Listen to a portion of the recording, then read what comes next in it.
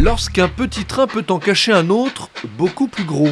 Un effet saisissant, sauf qu'une locomotive à vapeur 1922, c'est tout de même plus difficile à exposer en plein Paris qu'une simple miniature. Une locomotive comme celle qui est derrière, c'est 90 tonnes. Et donc les ingénieurs, initialement, ont envisagé de prendre les plus grandes grues d'Europe. Il fallait couper les arbres. Et donc on s'est dit, c'est pas possible. Pensons comme les Égyptiens, des rondins, des plans inclinés. En voiture, s'il vous plaît, voici le wagon-lit d'acajou. C'est dans cette couchette que James Bond séduit l'agente soviétique dans Bon baiser de Russie.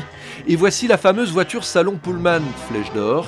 Ici, la table de l'écrivaine Agatha Christie, comme si elle venait d'y écrire son roman policier phare, Le crime de l'Orient Express. Tout est faux, mais tout est vraiment renseigné historiquement, c'est-à-dire que les décorateurs, la société Carbone a recréé à l'identique tous les objets, que ce soit les logos qu'on a fait graver, broder, qu'on a fait sérigraphier sur les carafes.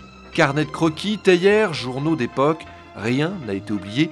Et gare aux fétichistes qui voudraient faire disparaître les indices de la future enquête.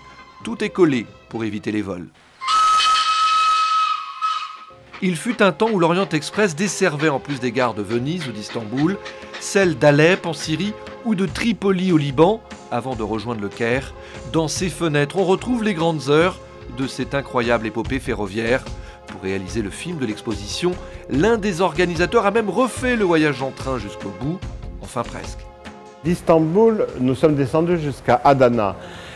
Au sud de Adana commence la guerre syrienne.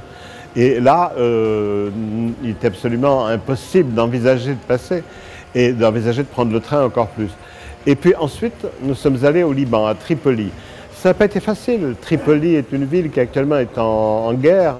Il était une fois l'Orient Express, ressemble à un rêve d'enfant devenu réalité. Mais après tout, l'Orient Express, écrivait Joseph Kessel, c'est le miracle à l'intérieur d'une boîte close, vernie et capitonnée.